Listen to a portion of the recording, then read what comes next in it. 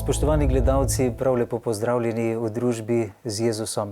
Vesel sem, da vam bom danes lahko predstavil svojega župnika iz župnije Svetega Vida iz Vidma pri Ptuju, patra Terzicija Kolenka. Lepo pozdravljeni, gospod župnik. Vi ste torej odgovorni tudi za mojo dušo. Kaj to pomeni, da je župnik odgovoren za duše? Konkretno, kaj to pomeni? Ja, to pomeni, da mora vse storiti, da bi se ljudje zveličali. Kaj drugo, ne vem povedati. Ne, da bi moral kot pastir duš... Ja, zgajšlo, ne? Zgajšlo. Včasih tudi, ne, je potrebno Včasih je. biti strog, ne? Kdaj se je vas v vašem življenju do danes najbolj dotikala Božja milost?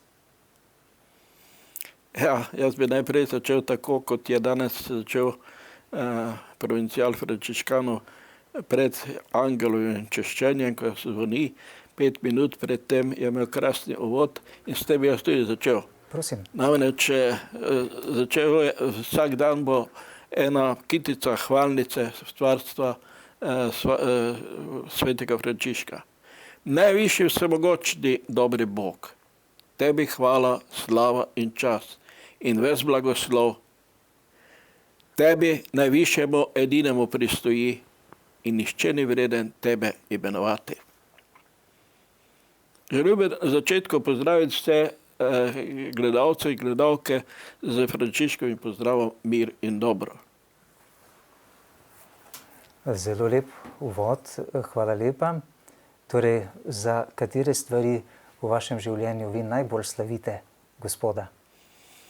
Ja, vse to, kar danes mislim povedati, je ena sama hvalnica Bogu. Kajti moje življenje se je začelo tako, da lahko rečem, da sem velikokrat začutil Božjo bližino in Božjo pomoč. Če začnem čisto od otroštva, ko še nisem vedel za sebe, tako so mi pač pripovedovali, to je bil čas vojne in smo družina doživljali velike stiske. Namreč nas je bilo 8 otrok in hvala Bogu smo še vsi živi. Eden je mali otrok umrl, tako da nas je bilo 9 in čas vojne je bil strašen. Mnogokrat so zvečer prihajali partizani in so nam odnesli vse, kar smo imeli za jesti.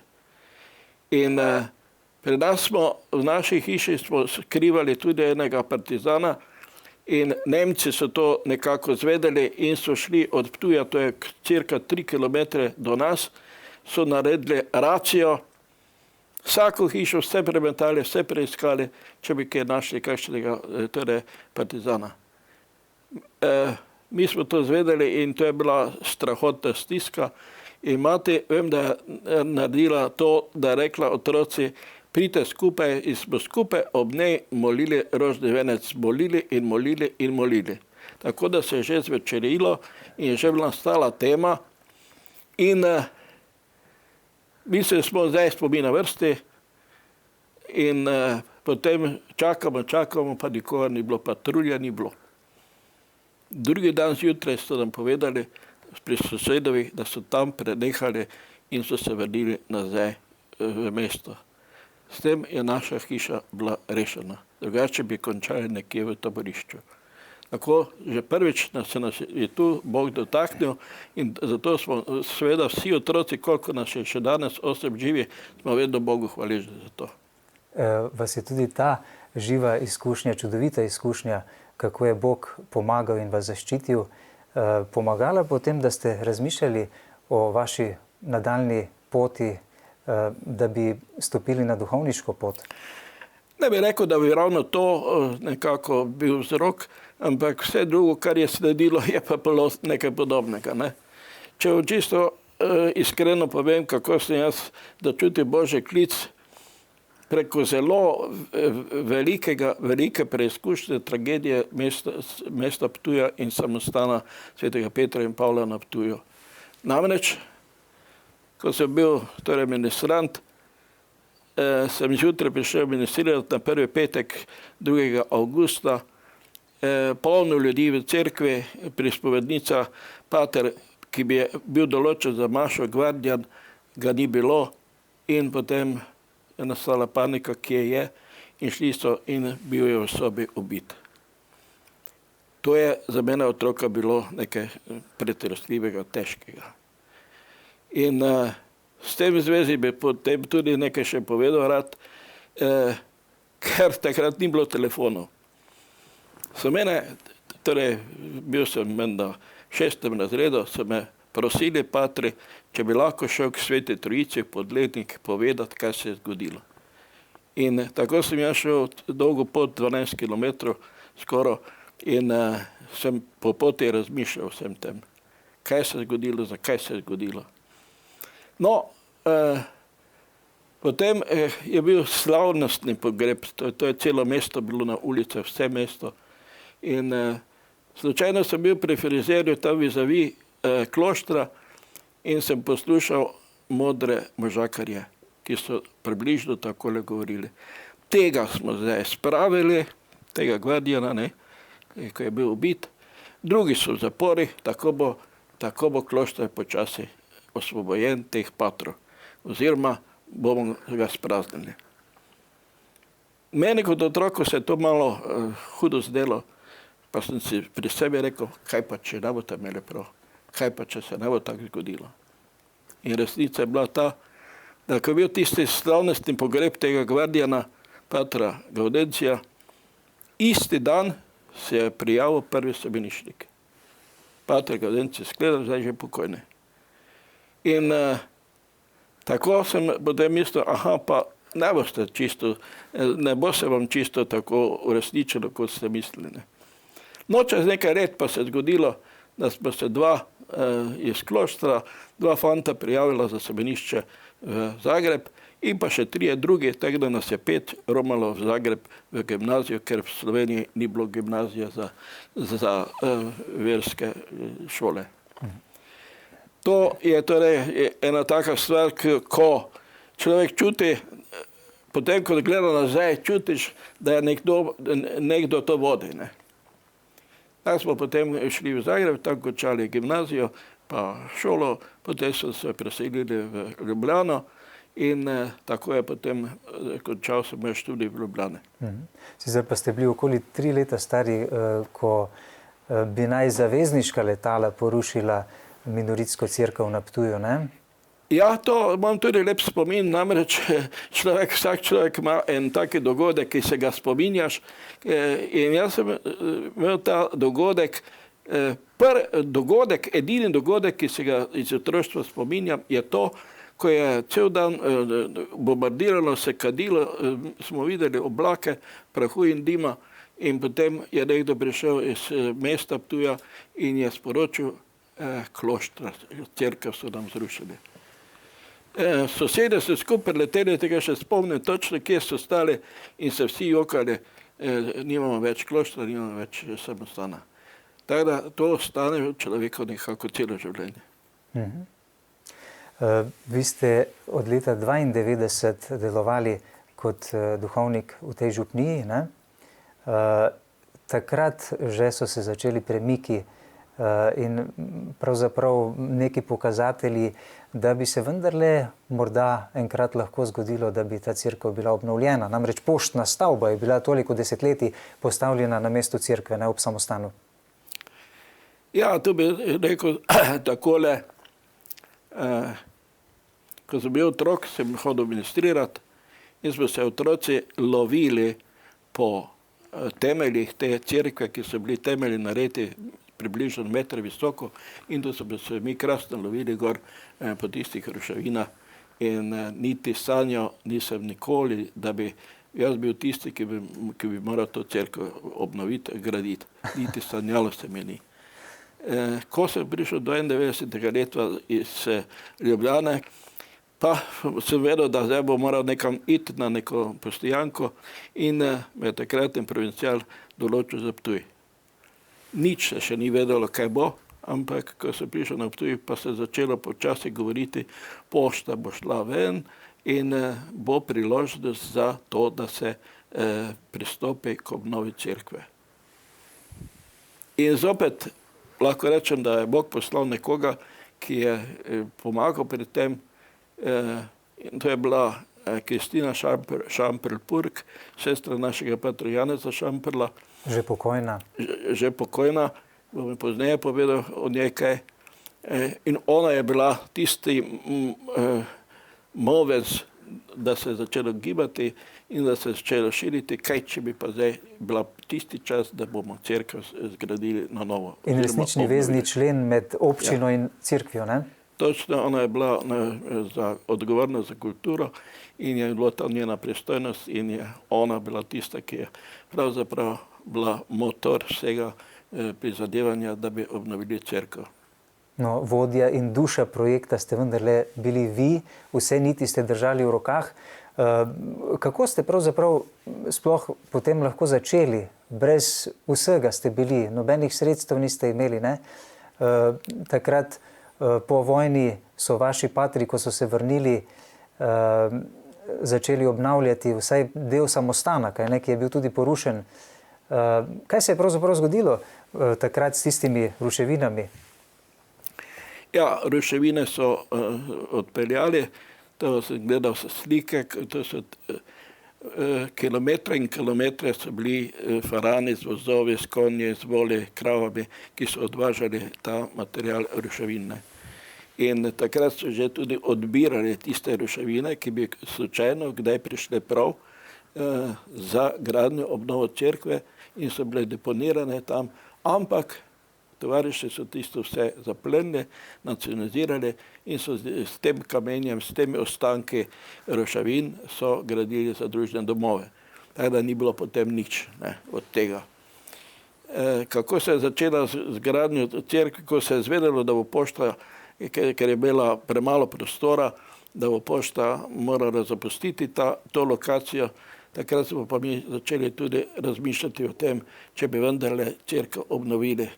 In takrat je Kristina Šamperl-Purk pritisnila vsemi močmi in nas prepričevala, da je sedaj edina možnost. Če zdaj tega ne bomo storili, nikoli več te možnosti ne bo.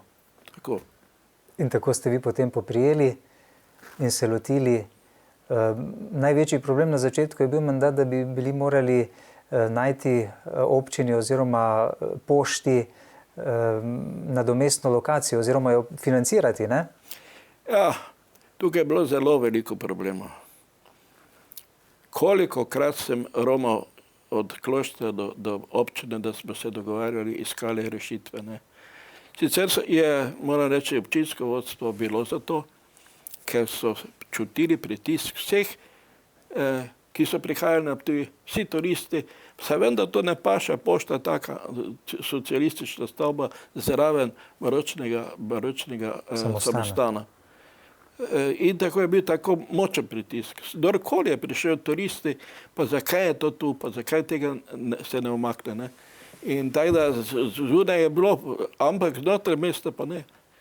Ljudje tisti, ki so pač razmišljali po starem, kako bi to rekel, po komunistično, oni so bili strašno proti, ne. In najbolj čudno je bilo, da so tudi bili verniki proti, ne. Ker smo mi že prej prezbiteri te gotske cerkve obnovili, vse imamo zadosti, ne. Tako so rekli ljudje. Tako da smo morali preprečevati ene in druge, da je potrebno, da cerkev zgradimo, vse župnija, vendar čez 5000, ne. In ne mora biti 120 kvadratnih metrov dovolj za eno župnijo, ne. In zato so pač pritiskali, da bi to naredili, ne. Tu bi rekel jaz, da je bilo toliko problemov, da se ni bilo rešitve. Niso videlo rešitve. Posebno, ko je prišlo do tega, da bi morali mi za poštno poslopje oziroma za parcelo, ki smo jo po denacionalizaciji dobili vse legalno nazaj, ampak je ostala tu pošta. Za pošto pa bi mi morali takrat dati nadomestilo cirka 900 000 mark, kar seveda od nikoder mi tega denarja nismo imeli. In potem je nastal, kako bi rekel, trenje med nami samimi, med patrijo provinci in pa potem med občino, ki je bila za to, da se uredi, ampak pravne rešitve nišče ni vedel najti, da bi recimo to kakorkoli kompenzirali. Občina tega ni smela in ni mogla, ker ni bila njena lastnina, lastnik je bila pošta in ne more občina vlagati v tuje sredstva. Ne. In zato pač smo iskali rešitve in jaz sem vedno zaupal svetemu Antonu, to moram zdaj tu povedati, da je sveti Anton poskrbel, da smo to stvar rešili. Mi smo začeli najprej, smo rekli, da mi ne moramo, nismo toliko pri moči, sploh finančno pa sploh ne, da bi toliko denarja morali zdaj odšteti. In potem smo v svetem Antonu začeli ob torkih pobožnost, vsaki torek smo začeli pobožnost svetem Antonu, potem smo potem tudi romali na Padovo z 2 avtobusoma in Antonu izročili to zadevo. In zadeva je stekla. Je stekla. Ja. Smo našli z občino neke rešitve, kompenzacije, nekaj smo dali zemljišče za gimnazijo in pa še druge stvari in se je stvar pokrila, tako da smo lahko potem nadaljevali z gradnjo cerkve. Potem je še ostala baročna fasada, ne? Oziroma pročelje, ki je eno najlepših menda v Sloveniji. Ja, mislim, da je kar se tiče restauriranja, en najlepši objekt, ki je tako restauriran, kot treba biti, ampak bilo je tudi tu problemov. Zavod za spomeniško varstvo ni bil za to, češ da je premalo podatkov, zdaj smo imeli mednarodno komisijo in začetku je slabo kazalo, 3-4 smo bili za, nekateri so bili proti in ko je pa predstavil zadevo hrvaški umetnosti zgodovinar, točno imena se ne spomnim, ko je on povzel besede, pa videl materiale, ki so tu na mizi bili slike, je rekel, gospodje, kaj ste vi sploh šli graditi cerkev, če niste predvideli tudi baročne fasade. Mesto Ptuj to fasado potrebuje, ker vse k temu gre, da mora biti tako, kot je bilo. Ne pa nekaj novega, če bi tako fasado, kot so jo tamo samo zidovi pa stebri, rekel, to bi lahko gradili kjerkoli, ne pa ravno tu samostano. In to je potem nekako zopet prevagalo, da so se potem nekateri gospodje odločili, ja pa bomo delali fasado. In takrat smo rešili fasado, da se je fasada zgradila. In sicer tako, da polovico je bila občina plačnik, polovico pa Republika, Zavod za spomeniško varstvo Republike Slovenije. Tako da smo potem končno prišli do tega, da je tudi fasada narejena baročna, tako kot spada v ta objekt, in ki je sedaj seveda v Kras in Diko mesta Ptuja. In so se tudi na vas, Frančiškovem bratu, uresničile besede, ki jih je Frančišek, vaš ustanovitelj reda, slišal, pojdi in popravi mojo cerkev, ne? Ja. Tako ste tudi vi dobesedno pravzaprav uresničili to božjo željo na Ptuju. No, pripovedujte nam o tem čudežu, ki se je zgodil na koncu, takrat, ko ste dvignili na zvonik še križ, nekaj metrov visok, kovinski, svetli, srebrni križ, ki je sedaj kraljuje na vrhu cerkve, ne? Kaj se je takrat zgodilo? Namreč, če bi to povezal z tistim, kar se je zgodilo ob rušenju cerkve, takrat, ko je bila cerkev bombardirana. Cerkev se je zrušila ne na dvorišče samostansko, ampak ven proti sodišču in na ulico. In ko se je vse zrušilo, je gor ostal na ruševina križ. Križ, ki je stal nepoškodovan. In takrat je bilo seveda vse nemški sodniki in vse sodišča nemško. In ko je šef sodišča zapovedal vsi v kleti, ker se je vse treslo, vse je bilo v dimu, in ko se je to prenehalo, so prišli počasi ven, previdno, in potem pa pokaže ta direktor sodišča, kaj je že bil, je rekel, pogledajte križ. Nekaj pa mora biti tam zgoraj, tako je rekel. in to imamo dokumentirano v tujskem tedniku, je to zapisano. Nekaj pa mora biti tam gor, da je križ ostal nepoškodovan. In tisti križ je sedaj v naši cerkvi še vedno kot spomin. No, s tem križem, ki ste ga omenili, pa je tako. Namreč namen takratne oblasti je bil samostan uničiti dokončno. Patri so bili v zaporih, enega so ubili in tako so mislili, da bomo to očistili, ta samostan. Tako da je bilo veliko križev, preže, trpljenja. Patri so bili v zaporih in podobno. In zato je ta križ bil nekaj simboličnega. Tudi ta križ, ki je ostal nepoškodovan, je meni znamenje neko. Ne.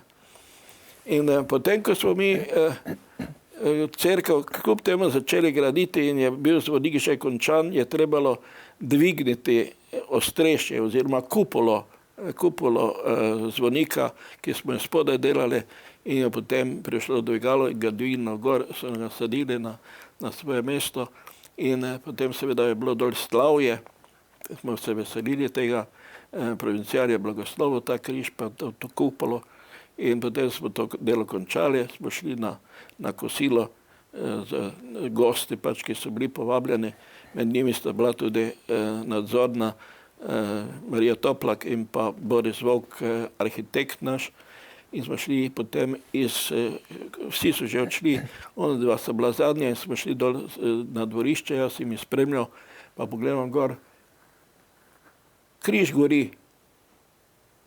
Križ gori. Torej, tako se je skrilo od križa na vse strani okrog križa, to ne bilo nekaj nepojmljivega. Plamen. Plamen, tako da je plamen, kot da ne. In to v jasnem sončnem vremenu, ne? Ja, seveda. In potem seveda jaz rečem arhitektu, lejte križ gori, on je letel po aparat, na drugo dvorišče, prišel nazaj, že bilo malo polovico manj. In hkrati še sliko in to imamo dokumentirano. Ne. To je gotovo, lahko je, čudež lahko je naravno, to jaz ne vem, ampak za nas, za mene in pa za nas patri je bilo to potrditev, da je toliko križov, kot jih je bilo in je zdaj končno križ zopet zasijal, zopet zmagal. Ne. In še eno, ravno ker so prej omenili tudi zelo zaslužno Kristino Šamper-Purk, ki je veliko prispevala k temu, da smo cerkev gradili. Preden smo šli na kosilo, sem jo povabil, da gre z nami in je rekla, ne morem, jaz sem tu končala. Tu sem končala, pravi, kjerkoli me primeš, me boli, drugi dan šla zdravniku, kostni rak. Tako da je ta križ, po mojem, tudi njej bil namenjen in zato se vedno z veseljem in s hvaležnostjo spominjamo. In je to vse to povezano v tem križu, tako jaz pač predstavljam. Tudi zmaga in življenje, ne? Ki se je vrnilo na to mesto. Tako. Pater Terzici, vaši sobratje minoriti slovenske minoritske province so vam kar 3-krat zaupali vrhovno vodstvo province, 3-krat ste bili 3 mandate provincialni minister slovenskih minoritov. Koliko ste bili uspešni pri graditvi bratstva, ki je vendarle nekako prednostna karizma vašega reda? Ja, zakaj so me izvolili, jaz ne vem. Ker je bilo veliko več, bolj sposobnih ljudi med nami, ampak zakaj so bili? Jaz sem se opiral z vsemi močmi, pa je takratni generalni asistent, gospod pater Marjan Žuger, mi je rekel takole, zapomni si, tisti, ki bi hotel biti provincial, tistega ne smete voliti, ker ima neke interese. Ja. Teda se se potolažil, se rekel, kaj bo, kaj bom lahko naredil, bom delal. Delam pa z ljubeznim za našo provinco, ker sem to provinco zljubil že od začetka 72. leta smo postali samostojna provinca, ker smo bili prej povezani s Hrvati, zdaj smo bili samostojna provinca in mi je bilo zelo pri tem, da bi provinca rasla, promovirala in hvala Bogu je bilo veliko poklicov takrat. Tam, kjer sem stanoval na Zaloški, je bilo po 20 semeniščnikov, to se pravi gimnazijce, ki so pravili gimnazijo v Želimju in potem delali izpite na državnih gimnazijah. In tako je bilo zelo živo in zato so lepi spomini na tisto življenje teh mladih fantov, ki so bili tako navdušeni, kaj vse so naredili, pa tudi veselje pokazali. Seveda si nisi dosegli tega cilja, ampak nekateri pa so. Je takrat še Med njimi je tudi sedaj v Vatikanu ta, kako se bom pa reče? Jakob Štumpf, Ja, veleposlanik Republike Slovenije. Zelo ponosen, da je tako daleč dosegel. Ne? Tudi on je bil med kandidati, ne? Ja, tudi. Ampak v tistem času, ko ste vi bili provincial, ko ste stanovali na Zaloški cesti v Ljubljani, torej v Kolbejevem domu, ste rekli, ne? Je takrat kot vodja gojencev ali pa vzgojitelj gojencev bil tudi sedanji novi nadškof metropolit Martin Kmetec v Izmirju? Ja, z njim smo zelo lepo sodelovali, hvala Bogu, da to je tudi bil uspeh pri teh gojencih, ker je bil dober magister, kot smo rekli, magister vzgojitelj. Ne? In takrat se je tudi njegov misijonski poklic rodil. Ko sem jaz šel v Afriko na obisk patru Miho, takrat se je on ostal doma 6 tednov in takrat se je on odločil, ko sem prišel v Rim, je že general poklical, pridi, tvoj pater želi iti v misijone. Pa sem bil presenečen. In takrat se je odpravil v Libanon. Kam je šel? Ja, takrat je šel v Libanon. Najprej je šel na študij v Pariz, tam je študiral, pa jezike, pa to, potem pa šel v Libanon. Ja. Ja, minoriti imate kar nekaj znamenitih ljudi v svojih vrstah, ne? Ki sedaj tudi več ne živijo. Pater Miha Drevenšek, denimo, ki nas je nekajkrat obiskal tudi tukaj v tem studiu v Mariboru. Še kakšno leto pred smrtjo morda smo naredili z njim pogovor. Vi ste sedaj v župniji Svetega Vida že kar koliko 12 let verjetno in tu ste posebej želeli v njegovi domači župniji pustiti neka znamenja, obeležje za tiste, ki tu živijo in za tiste, ki prihajajo v to župnijo, da bi se spomnili na tega velikega misionarja v Zambiji, ne? Jaz mislim, kar tiče patra Miha, pokojnega našega misionarja, jaz sem si ga pač predstavljal tako, kako je Pedro Opeka na Madagaskarju, tako je bil v Zambiji. Njegov zeleni klobuk, kjerkoli je šel, so vedeli, to je patra Miha, ne? Ker je vedno nosil zeleni klobuk in tako so ga tudi imenovali zeleni klobuk. In kamor, ko je prišel na ministrstvo ali karkoli, nikoli ni snel tega klobuka. Celo na Dunaju je prišel, ko je prišel svoje projekte predstavljati, je prišel v čisto navadnih japankah in v čisto preprosto oblečen. Smo tam rekli na ministrstvo, gospod, vidite, gledajte ministro, ne? Ja, jaz sem misionar, jaz lahko grem tak, ne? In ga je sprejel gospodarski minister na Dunaju, ne? To se pravi, on je bil tako originalni in zato je imel toliko uspeha, ker je bil z ljudmi. On je z ljudmi živel tam. No, vi ste ga obiskali kot provincial tudi v Zambiji, ne? Tudi, ja. Kaj ste doživeli tam? Pripovedujte nam, kaj vam je ostalo pravzaprav z tistega obiska? Ja, mnogo lepih stvari. Med ostalim tudi smo nekoč šli na eno podružnico, daleč, 20-30 km po šumah, pa pripeljamo, Miha je tako hitro vozil, ni znal počasi voziti, pa prijemo v Neovinko, ker je nam mlakuža velika, medtem pa en Mercedes notri, pride naproti, Miha, kaj? Skoči ven, kaj ti misliš, ne? Kako to voziš, ne? To je pa bil notranji minister. Njemu pa je on za svojo ekipo zgradil hišo očetu njegovemu, ne? In on je šel k očetu na obisk in da se tam tresnilo skupaj. In Miha rekel, viš, ker tako voziš, zato boš mi zrihtal, to se pravi dovoljenje za bivanje tu za enega misionarja Klemena, ki je takrat tudi z nami šel dol. Boš mu zrihtal vizo za to, da bo lahko tu ostal. Je takoj uredil na cesti. Takoj se. Ja. Kakšne so božje poti, ne? Ja. Zanimivo. Vi nimate s svetim Antonom le tiste izkušnje, o kateri ste pripovedovali na začetku tega pogovora. Spomnim se, da je v vaših vrstah bil tudi znameniti misionar, ljudski misionar, ki je umrl star 40 let pri Sveti Trojici nad Podlehnikom, pater Franček Čuček. Ne?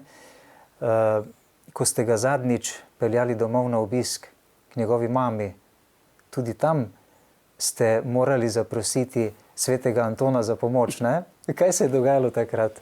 Ja, nisem ga peljal na obisk, ampak on je prišel z bolnice, ker so predlagali, da bi šel na drugo operacijo tumora v glavi, ampak je zdravnik rekel, da ne priporoča, da je bila samo še večja škoda, če bi ga operiral, in ga ni operiral.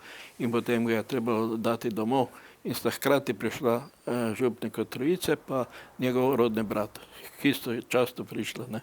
In je seveda bila zadrega, kam bi naj šel domov ali pa v samostan k Trojici. In jasno je, razumljivo je, da je rekel, grem domov. Ne? Ampak doma je bila taka situacija, da nikoga ni bilo doma, ker so bili vsi služba. Mama njegova je imela roko zlomljeno, tudi ni mogla pomagati in tako je bilo nekako logično, da ga zopet damo nazaj v samostan Trojici. In to je bila moja naloga, da ga domov pripeljem in tam je bilo hudo. Ko vidiš človeka tako bolanega in vidiš, da skoraj ni nobene rešitve, in potem se moraš ga vzeti od lastnega doma, da ga pelješ tam v samostan. To je bilo za mene najtežje verjetno v življenju. Ampak, ko smo prišli k njemu v sobo, ki smo razložili to, glej, doma imaš medicinsko sestro, ki te bo pomagala delati, ne? Ker je bila tam sestra Cvetka, ki je bila tudi medicinka in bi mu lažje pomagala, kot pa tu starši, ki niso mogli. In vse to sem razložil, pa obrnil glavo stran, pa ni dal slišati. Potem pa rekel, da pa jaz več nič ne morem, da pa samo sveti Anton ti reši. Ne? In sem izročil zadevo svetemu Antonu, medtem so nas povabili v kuhnjo, mama pa brat, in smo tam nekaj govorili, pa se pogovarjali. In potem je prišel čas, da je pa treba nekaj ukreniti, ali bi, ali ne bi, ne? Ali bo šel, ali ne bo šel, mogoče si je premislil. In potem gremo vsi zopet k njemu, ga lepo vljudno vprašamo, a bi ti, Franček, šel nazaj v svoj samostan. In potem se obrnil in rekel, pa grem. Torej, jaz nisem mogel, jaz pa Antono izročil, pa je šlo. Tako da imam take lepe izkušnje tudi glede Antona, zato smo tudi tu, ko sem prišel na Videm, smo takoj uvedli tudi pobožnost na čast svetem Antonu, ker se mi zdi, da je ta Anton, ki stiski pomaga. In odpeljali ste nas najprej tudi na romanje v Padovo. Tudi, ja. Kjer smo obiskali ne le svetega Antona, ampak tudi svetega Leopolda Mandiča, ne? Tudi, ja. No, sedaj se nadaljuje to v naši župniji. Pater Terzici, ko sem bil še mlajši, se vas najbolj spominjam kot župnika na Ptujski gori, v sedaj baziliki Matere Božje zavetnice s plaščem, kot odličnega pridigarja. Mislim, da sta se kar kosala nekako s patrom Maksom Klajnškom pokojnim, in vaši nagovori so bili imenitni. Mislim si, da so vas morda tudi zato vaši sobratje tolikokrat izvolili za vrhovnega predstojnika slovenske province. Ne vem, če zaradi tega, ampak jaz sem bil na Ptujski gori z veseljem 14 let in smo dosti stvari uredili. Bilo je stanje, ko sem prišel, zelo obupno, ker se tikalo obnovitvenih del, in zato smo takoj začeli z obnovo cerkve in tam sem praktično doživel, kaj pomeni cerkev. To, kar se danes dela, obnove cerkve, to je lahko. Takrat pa ni bilo lahko. Vse, kar smo naredili, obnovili, smo delali z lastnimi rokami in domači ljudje seveda voditelji oziroma zidarji, ki so to vodili.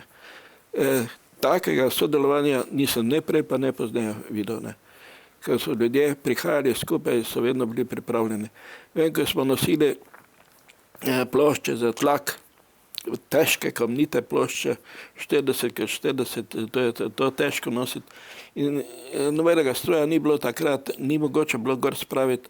In potem smo pozvonili, kot v turških časih, in ljudje so prileteli od vseh strani in smo naredili verigo in dodajali en drugemu, da smo tisti material, tiste plošče spravili v cerkev, ki se potem polagal tlak.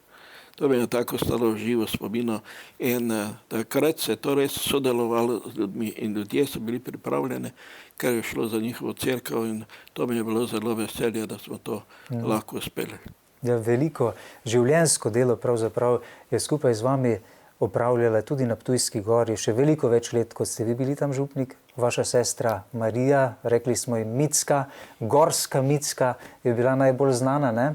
Ki je potem z vami prišla tudi na župnijo v Videm in še tukaj delovala do lanskega leta kot vaša gospodinjska pomočnica, kuharica in vse, kar je bilo potrebno, ne?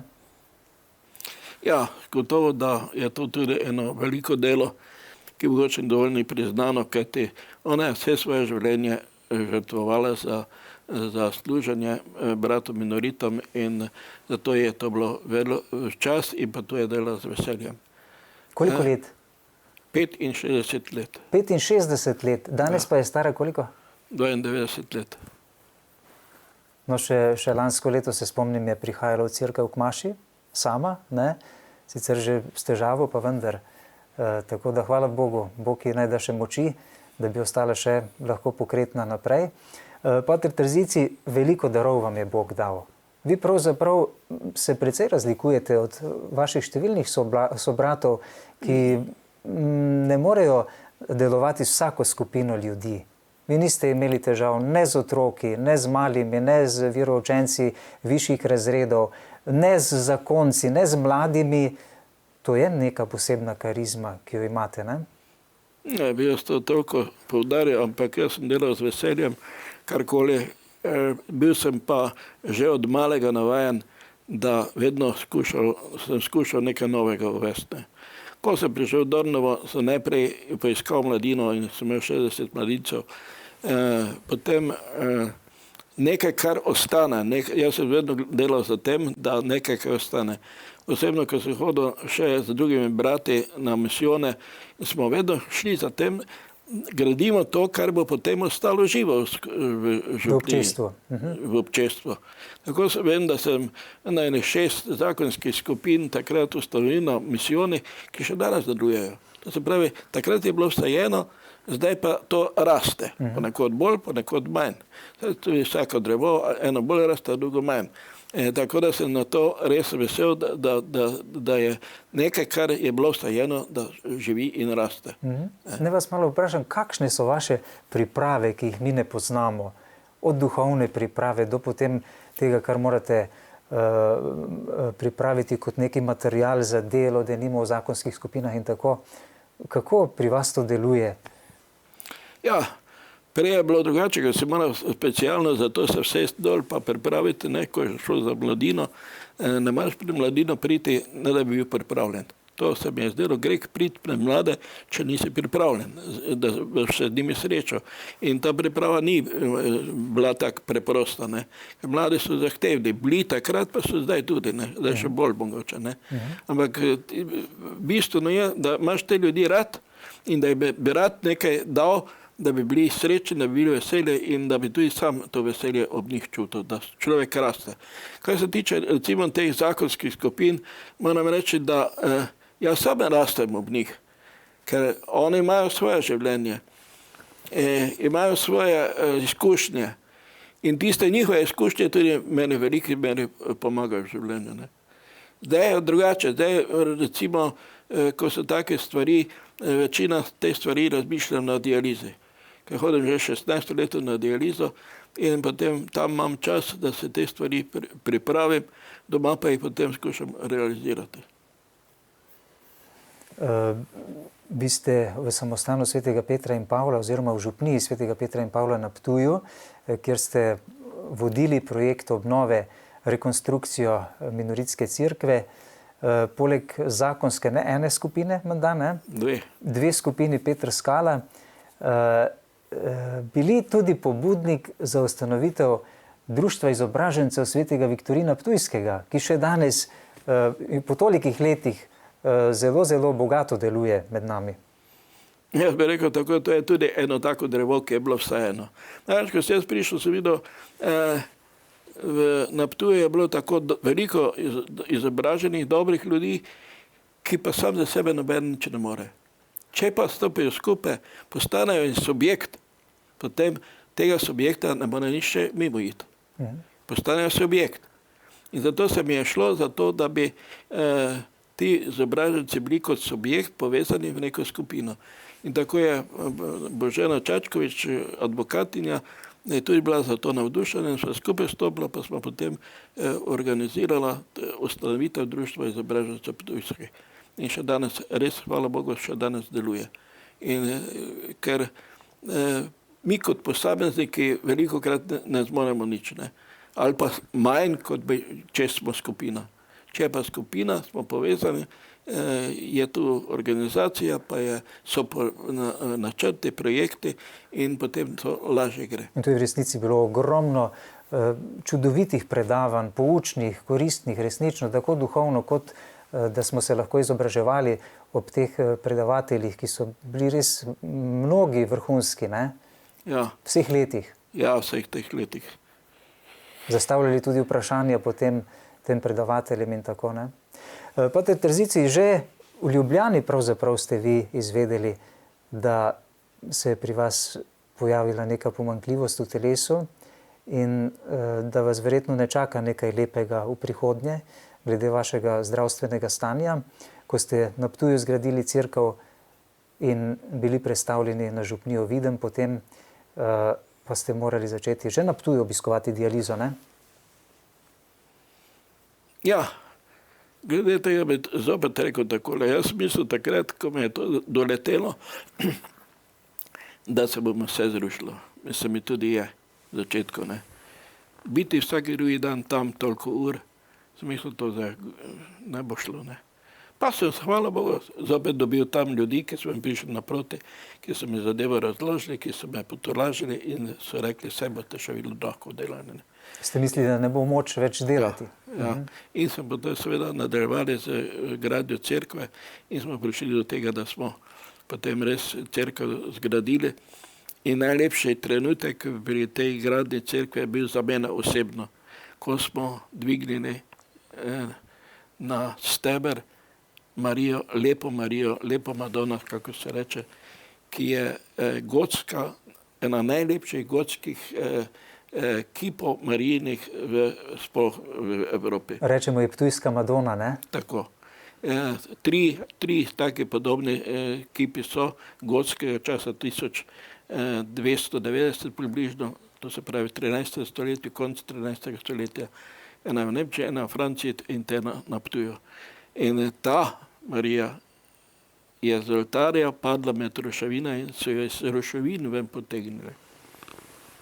In seveda je bila, kako bi rekli, poškodovana in mojster Gojkovič, akademski kipar, je to podobo restauriral in potem smo to podobo, ki je težko okrog 800 kil, ker je to kamen, smo jo postavili gor in ni pustil, ko smo jo postavili na svoje mesto, niti enega, samo na Patri smo lahko bili in to je bilo okrog polnoči, ko smo jo potegnili gor in nastavili na steber. In to je za mene bil taki trenutek, da mi je res srce zapelo Ave Marija, tako sem na ves glas zapel Ave Marija in to mi je bil najlepši dogodek pri vsej tej gradnji. Vaše pesmi so pravzaprav Marijine, tiste, ki so vam najbolj pri srcu, ne? Marija, mati moja, je menda vaša glavna, ne? Ne, ampak pozdravljena mati dobrega sveta. Pozdravljam, da imate dobrega sveta. To pa zato, ker sem hodil ministrirati, pa smo včasih so peli, pevci krasno so peli to pesem in potem, ko je bil večer včasih, pa me je bilo strah, pa sem se dovolj pel to pesem in potem me ni več bilo strah. Razen tega mi je tudi ta Marijina pesem Vlada vdih, da sem se odločil, da grem k minoritom. No, ptujski minoriti brez umetnika, ki ste ga omenili, akademskega kiparja in restauratorja Viktorja Gojkoviča, ne bi mogli, ne? Vsa leta. Ja, hvala Bogu, da je bil tam. Vse to tudi neka previdnost, da je slučajno bil tam na Ptuju. Bil prijatelj tudi z vseh naših samostanov in veliko obnovljal za naše samostane. Ima tudi svojo galerijo gor na hodniku samostana, krasne zadeve. In smo res ponosni, da je bil v našem času in da je tu živel, pa v našem času delal. Ko ste blagoslovili obnovljen Marijin steber na trgu pred obnovljeno minoritsko cerkvijo, je bil tudi poseben dogodek. Takrat ste gostili ljubljanskega, takrat še živečega nadškofa metropolita Alojzija Šuštarja, ne? Ja, to je že bilo leta 1996. Prva stvar, ki je bila narejena. To je tudi zasluga takratnega župana, še bil predsednik občine, da je bil za to in je tudi sam izrazil misel, če bomo nekaj takega postavili, ker takrat to ni bilo enostavno postaviti, ne? Ker je bilo toliko nasprotovanj v občini, ampak je rekel, nekaj moramo mesto dati. In tisto prvo, kar je bilo, je bil ta kip, ki so ga Nemci med vojno odstranili, češ zaradi prometa, ne. Ampak zdaj smo ga potem restaurirali in takrat je bil to prvi poskus, da se temu trgu nekaj vrne. In potem je iz tega sledilo, da naj se tudi cerkev obnovi, ne. Zato smo najprej to naredili, to je bil nekaj prvi korak k obnovi minoritskega samostana. Ko se pretaka Srčna kri, je naslov knjižice, knjige z vašimi pesmimi, ki ste jo izdali pred nekaj leti. Namreč prav na dializi ste začeli pisati vaše pesmi, ne? Ja, to je čisto slučajno, ker tam je toliko časa, ki ga ne moreš ali gledaš v zrak, ali gledaš televizijo, ker navadno popoldne nič pametnega ni in zato se nekaj moram delati ali pa nekaj ustvarjati. Koliko ur morate naenkrat tam prežati? Ja, zdaj imam 5,5 ur, to je pa dolgi čas. 3-krat na teden? Ja, vsaki drugi dan praktično. In potem sem pač razmišljal nekaj, ta čas pa ne bomo uporabiti. Potem pa mi je pač prišla ideja, kaj pa če bi probal malo. Včasih se rabo v župniji kakšno stvar tako, kakšno pesem primerno za srečo starelih, za zlatoporočence, za take in tu sem potem začel tu pisati. No, preberite nam kakšno vašo pesem. Ja, zdaj, če dovolite, bi jaz pač, da ne bi razlagal o tem, kako je, kaj je dializa in kako to poteka, bi samo prebral eno svojo misel, ki sem zapisal takrat, ko sem bil 1000-krat preboden z iglami. Zdaj ni več 100 000, ampak je 2500-krat. Ja, sem bil na dializi. Ampak tu imam takrat to napisano. 1000-krat iztegnem roko, 1000-krat stisnem zobe, 1000-krat stisnem usta in pest. Pogled se v beli strop srepo zazre. Strah se po milovalnih očesih stre. Lahko nemo in topo ves čas trpim, ali pa bolečino nekomu izročim.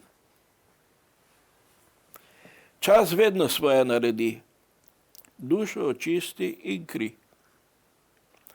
Ljubezen duši ustvari krila, nebistveno se omakne bistvenemu. Iz bolniške postelje je drugačen svet. Trpljenje se spremeni v ljubezen, če z nekom žalost deliš. Ko slabe telesne so moči, v nebo človek obrača oči. Če dobro se v nebo zazrem, tudi ljudi ob sebi ne prezrem. Če človek čuteče srce ima, bolečino igle čutita kar dva. Ko okrog sebe dobroto čutim, čudoviti svet okrog sebe zaslutim. Vsak hospital bi lahko človeku veliko dal. Ste uspeli kot duhovnik na dializi biti tudi nek podpornik, tolažnik vašim sotrpinom tam? Ja, tako strašno direktno ne, ampak se pa čuti, to je pa zdaj župnik, pa moje ljudje malo obzira, pa se malo drugače obnašajo, drugače govorijo, tako da je en pozitivni vpliv, da sem tam. Kaj ste se po tolikih letih naučili iz teh izkušenj z boleznijo? Kako? Kaj ste se naučili? Kaj vam je prinesla ta bolezen koristnega? Ja, vem, da vsaka bolezen, ta pa še posebej me je nekako spremenila življenje. Sme mogoče prej drugače poglede. Zdaj pa, ko človek vidi, ko okuša bolezen, ga prvič človek veliko več razmišlja, veliko več drugače vidi ljudi in pa sebe, in zato bolezen je lahko tudi blagoslov. In mnogim ljudem, tudi meni, je blagoslov. Trenutno. Ker dosti stvari bolje razmislim, lažje potem tudi stvari uredim v življenju, ker si na to pripravljen. Če pa ni človek samo dela kot robot, pa nič ne. Kako pa koordinirate dializo z vašim delom? Vendarle ste tudi izčrpani in utrujeni, verjetno po vrnitvi iz bolnišnice, 3-krat na teden, vodite župnijo, ste župnik moderator. Ja, vse to, kar sem rekel, če si človek to vzame k srcu, da tam imam čas, da razmislim vse, kaj bom delal, potem je lažje, pridem domov, samo to uresničim. Ni treba da še študirati, kaj bi pa kako bi, ampak že imam nekaj namišljeno in potem samo to realiziram. Je pa gotovo, da zmanjkuje časa za take običajne stvari, kot je pisarna in to, da treba potem to malo nadoknaditi tudi v noč. Dolga leta ste bili tudi dekan, še dekansko službo in poslanstvo ste morali opravljati ob tem, sedaj nekaj let že ne, ampak vendar, kaj pa tista služba? Ja, tista služba je, torej ni tako, kako bi rekel, naporna, ker je pač občasno, treba predvsem administrativne stvari, pa druge stvari pripravljati, pa programe dekaniji in je tudi šlo, saj ni tako strašno. Vi ste se sedaj po Ptuju, da tako rečem, v župniji Svetega Vida nekako zelo dobro ulovili.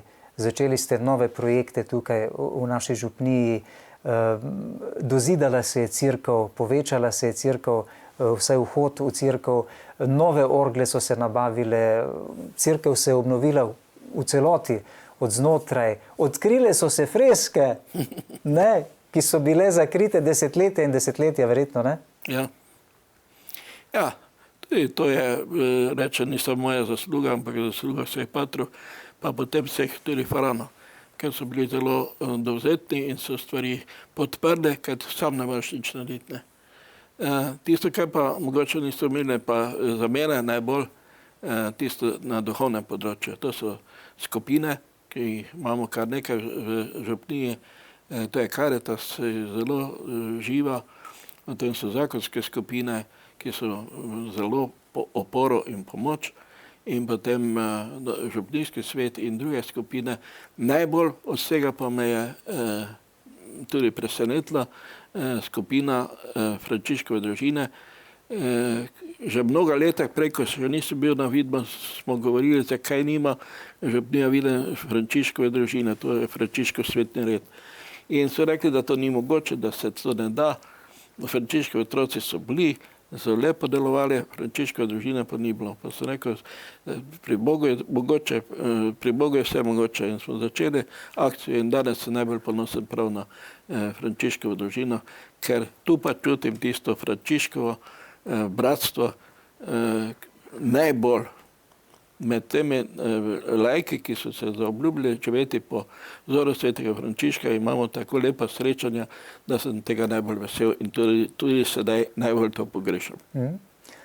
Kje najdete vi tiste kratke oaze, da napolnite svoje baterije? Vendarle človek ne more nenehno biti tako vpet in pod naponom, da rečem, ampak kot je Jezus rekel, pojdite tudi kdaj sami zase v samoten kraj in se nekoliko odpočite.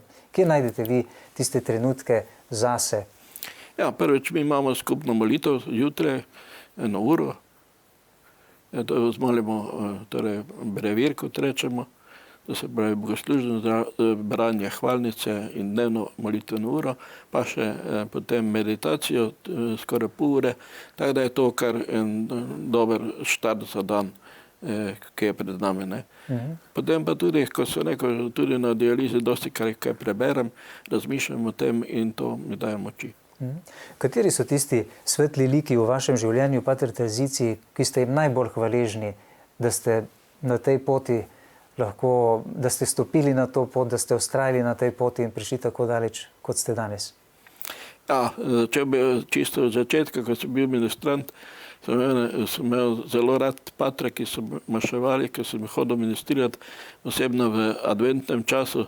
Včasih sem šel sam, včasih je mama šla z mano, o 5. zjutraj, po zimi, kakšno koli vreme je bilo, v 6.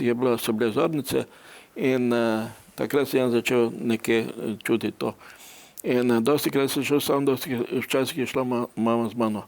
In takrat, ko sem šel sam, me je bilo jasno strah jutro. In potem sem se vedno nekomu prilepil, ki je že šel pred mano, da nisem čisto sam bil, če bi kaj bilo, ne, da me zaščiti. Imel sem pa tudi take lepe vzornike, to so bili patri, ki si mi bil hvaležen za to, da sem se tudi jaz potem odločil, ker sem imel tako enega lepega vzornika pridigarja, ki je bil doma tudi iz Vidma in je bil sjajen pridigar. Jaz sem včasih celo pri 2 mašah ostal, če sem vedel, da ima on pridigo.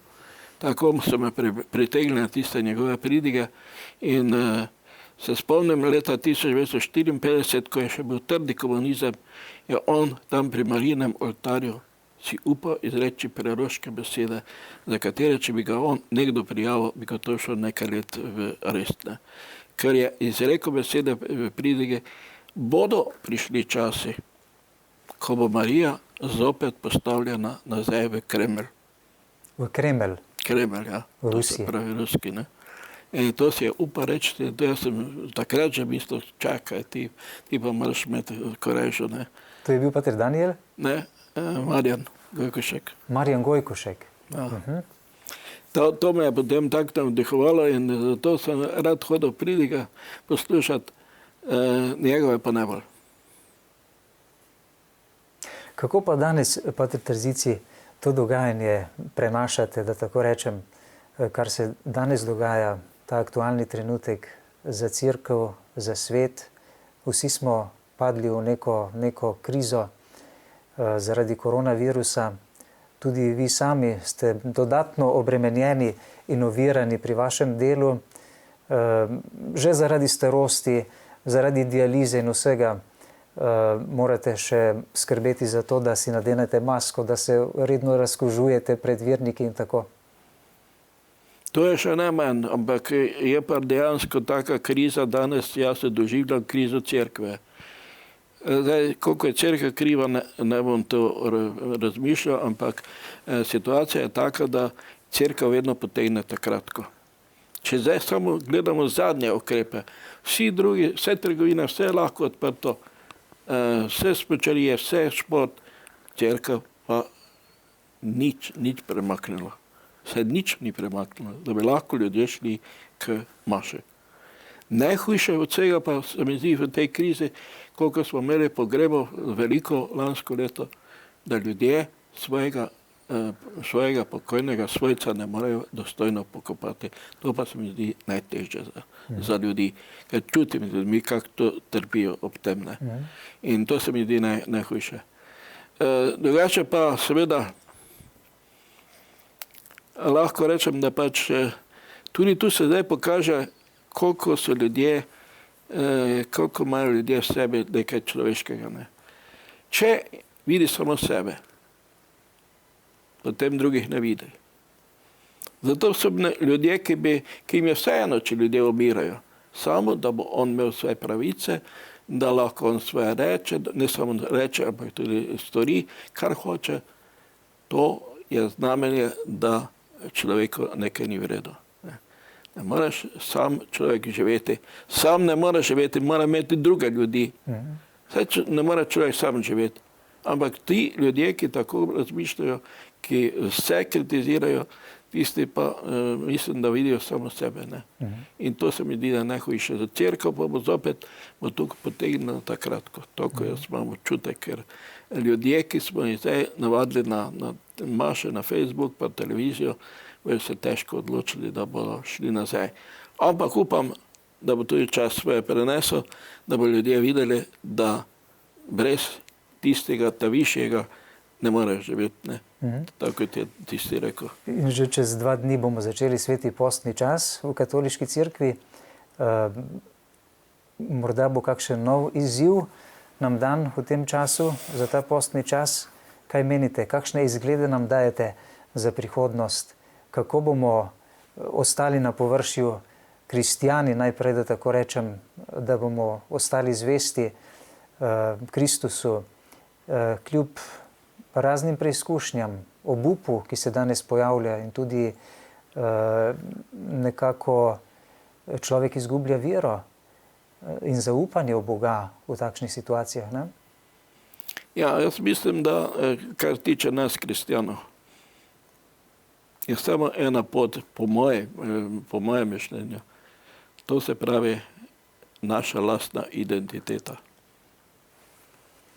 Biti kristjan, v kakšnikoli situaciji, biti kristjan, če ti je Kristus tisti cilj, če ti je Kristus na prvem mestu, potem mora iti vse nazaj, na drugo mesto. In če nam je kristjanom Kristus prvi, potem te se ne bojim. Ampak se bojim, da mnogim to ne bo. Ne. In zato identiteta nas kristjanov, da vse kristjan, občudujemo tiste, ki trpijo, preganjajo in tako dalje. Če si kristjan, si vedno kristjan. In zato tudi upam, da bomo preživeli v tem smislu, če bomo se vrnili nazaj k identiteti. Jaz se spomnim predavanja dr. Trstenjaka včeraj na fakulteti, ko je bilo veliko govora o duhovniški identiteti. Ne. Pa so veliko razpravljali, predavanja in ono drugo, rekel Trstenjak, Gospodje, kakor čevljar ne dela čevlje. To je njegova identiteta. Tako duhovnik ne dela svoje duhovniško delo. To je njegova identiteta. Bodi duhovnik, pa je to identiteta. Nič drugo. Bodi kristjan in to je tvoja identiteta. In to je naš prvi poklic, ne? Biti kristjan. Ja. Poleg vseh drugih poklicev, ki jih opravljamo. Ob koncu pa še eno radovedno vprašanje. V postnem času, že 2-3 leta nazaj, menda so v naši župniji skupaj z vami pripravili tudi pasijon. Ne? To je bilo posebno dogajanje. Vsako leto je tudi oratorij z zelo veliko udeležbo otrok, ne? Ki se organizira tudi v naši župniji Svetega Vida v Vidmu pri Ptuju. Sedaj pa smo postali ponosni župljani, kajti dobili smo nadškofa metropolita, čeprav v Turčiji, v Izmirju, pa vendar je naše gore list, doma iz Lancove vasi, iz središča, da tako rečem, naše župnije. Kaj pripravlja župnija za njegov sprejem? Bo uspel priti, ste že kaj komunicirali z njim? Najprej bi rekel, glede njegovega, to je posvečenja škofovskega. Naše župnije smo veliko, 3 molitvene skupine so molile za duhovne poklice.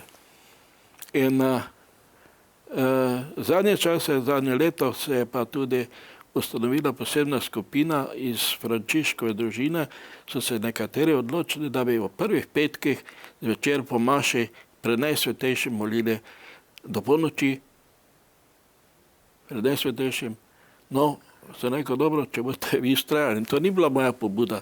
Zanimivo, da je bila pobuda teh naših bratov Frančiškovega svetnega reda. In sem rekel, če boste ustrajali, ni problema. Jaz bom že prišel, pa na koncu dal blagoslov. No, začetku so ustrajali do polnoči, pol pa so videli, da je to malo preveč in zdaj ustrajajo do 10. ure. In to že nekaj let sedaj, ne? Že je nekaj let. Pa sem povedal v smislu, pa molimo za duhovne poklice, pa nič se ne zgodi. Evo, enkrat pa dobimo škofa. A ni to sad molitve naše? Gotovo. Ja. To sem posebej vesel. Pripravljamo pa za njega srečanje, ki bo prišel verjetno za Janževo nedeljo, to je 27. junija, ker bo tudi potem hkrati šel na Petrovo, na Ptuj, ker bo potem imel tudi tam sprejem in slovesnost. Mi pa že tudi pripravljamo, da bi takrat neko srečanje naredili z njim, da bi nekako to... Se veselili in Bogu zahvalili, ne? Ja, se Bogu zahvalili. Za ta velik dar, ki smo ga dobili, ne? To je prvi narit, ki naši provinci sploh, ne, in že iz zgodovine je postal škof. Čudovito. Hvala Bogu. Pater Terzici, ob koncu se vam lepo zahvalim za vaš čas. Vem, da sedaj že hitite, kajti imate večerne maše, sedaj, ko imate redno dializo, ne, večinoma opravljate maše zvečer, ne? Ja. Sedaj v času korone pridejo ljudje, kaj več? Ja, v času korone je vse Bogo, ne. Vse smo rekli, da je zaprto, ker ne smejo priti, ne. Tako nespisani so ti naši predpisi, en človek na 30 kvadratnih metrov, pa kaj je to? Ne? Tako da lahko našo cerkev, ki ni tako mala, pride 5 ljudi, recimo, ne. Potem pa smo tako odločili, da naj pridejo tisti, za katere se maša daruje, ne, svojce. Tako da pa pridejo zdaj, tisti pridejo, ne, večina, ne. Tako da.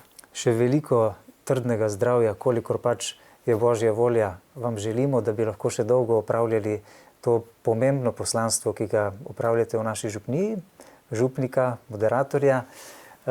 Hvala vam in čestitke pravzaprav za vse uspehe, ki ste jih do danes uspeli z Božjo pomočjo doseči. Tako da srečno še naprej po Frančiškovi poti, ne? Ja, jaz bi tako samo dodal, vse to niso moje zasluge, to je Božje delo in jaz sem spoznal, da prvič ljudi moraš imeti rad. Tudi kakšni koli so, tudi če so proti tebi, jih moraš imeti rad. Ker to se mi zdi, da je za duhovnika prvo poslanstvo, da daje izkustvo ljudem, da nikogar ne sovraži in nikogar ne sovražim in ljudem želim biti vse. Najlepša hvala in še kdaj na našem programu. Hvala lepa. Hvala pa tudi vam, spoštovani gledalci, za pozornost.